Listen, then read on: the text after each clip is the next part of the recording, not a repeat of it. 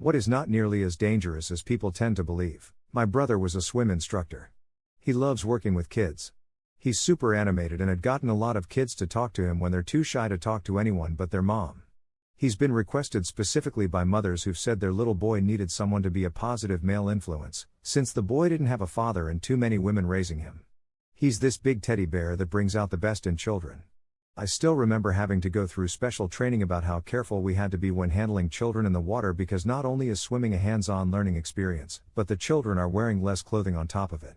It broke my brother's heart when one of the kids he'd been extremely successful with was transferred to a female instructor because her mommy finally showed up to a lesson and refused to let a man hold her. What was worse was that the female instructor she was switched to was new and couldn't handle temper tantrums. That girl stopped learning. It's truly sad to see how society reacts towards men with children. It's like we're setting them up to fail as fathers because we won't give them the chance to be around kids and figure it out. Flying in an airplane.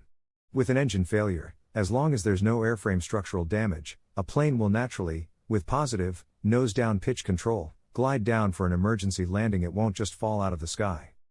Well, armchair pilots have read it. I'm no airline pilot, but I do fly smaller aircraft Archers, specifically 3 to 4 times a week, and emergency landings are by far the most studied and practiced procedure that all pilots absolutely must be proficient with.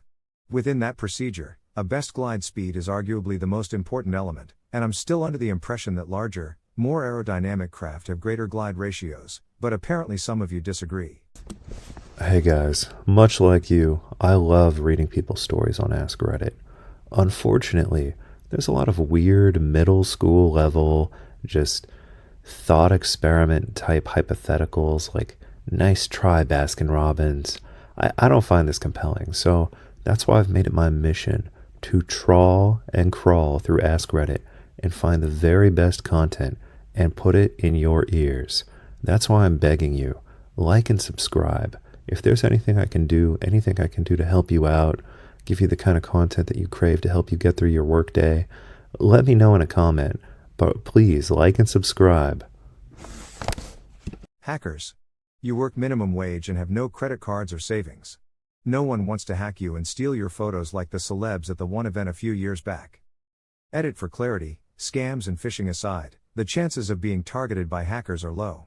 I mention low-income individuals because I and my friends who I try to enlighten are low income.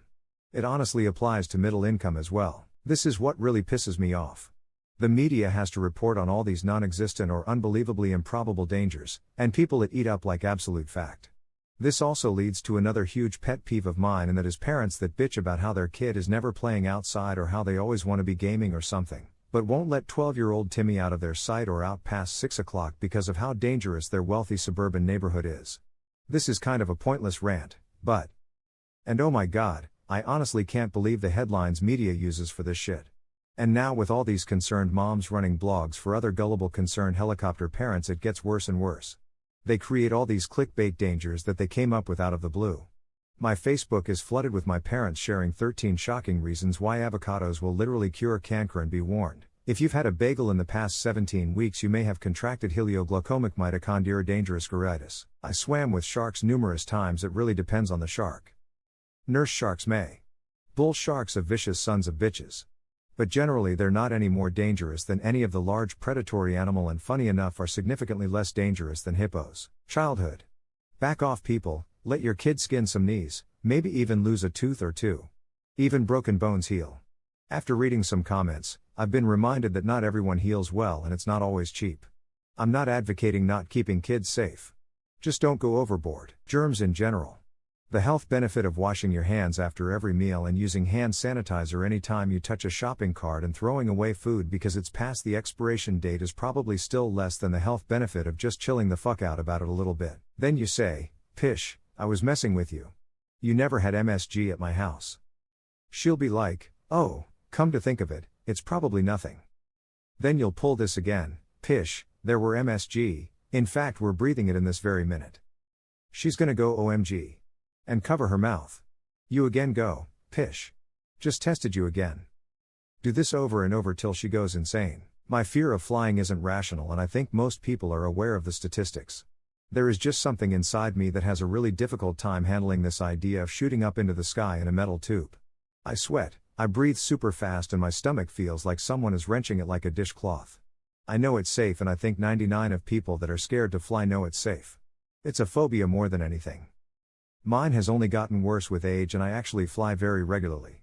It's starting to become a problem the more often I fly because I generally self-medicate, but at a certain point I'm having to get off a plane and do work. Probably should go see someone about this now that I'm typing it out. I begged my mom to get me a trampoline.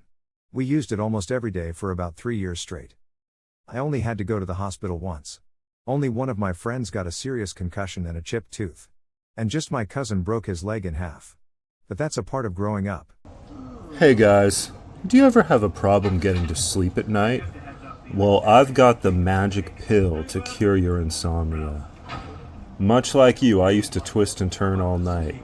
But then I discovered that you can take melatonin and Valerian Root together to get a good night's sleep every single night.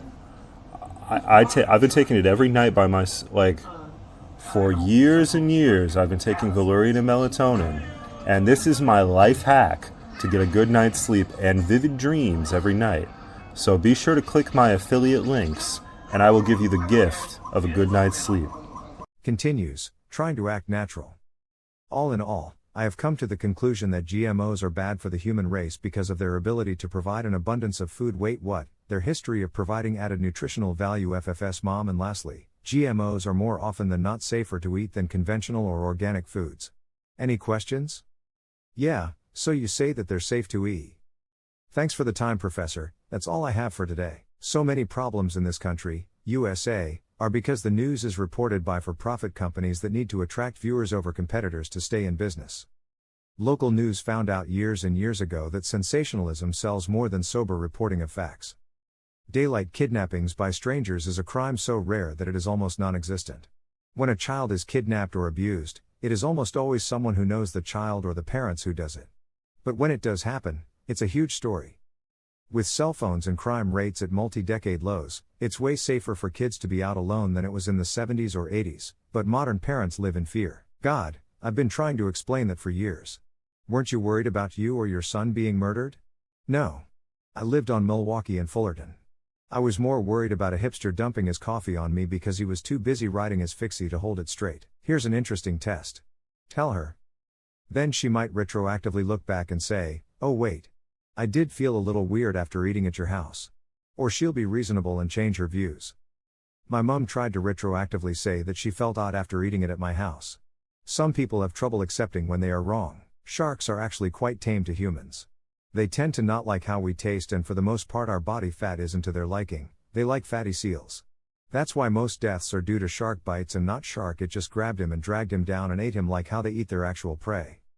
The issue with sharks is that they are like babies and test everything out with their mouth.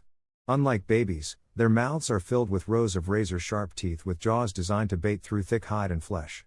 This usually means that a curious nibble to a shark is a mild to a human. Once they have a bite, they almost always dislike the taste and let go. I use mine as a coping mechanism for otherwise crippling depression. It's fun. RIP inbox.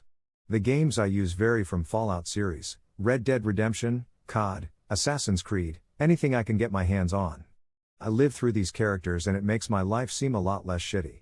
If there's ever a fly, or a mosquito, or like a yellow jacket, or some weird unknown insect in my house, my wife will not leave me alone until it is dead, and she will blame me personally for having a house that an insect entered. The only way that I'm able to buy peace for myself so that I can work on this YouTube channel that you enjoy is by using an electric fly swatter with an affiliate link in the description. The way this fly swatter works is that you hold down the little button and then you whack the fly as if it were a tennis ball, and it looks like a tennis racket.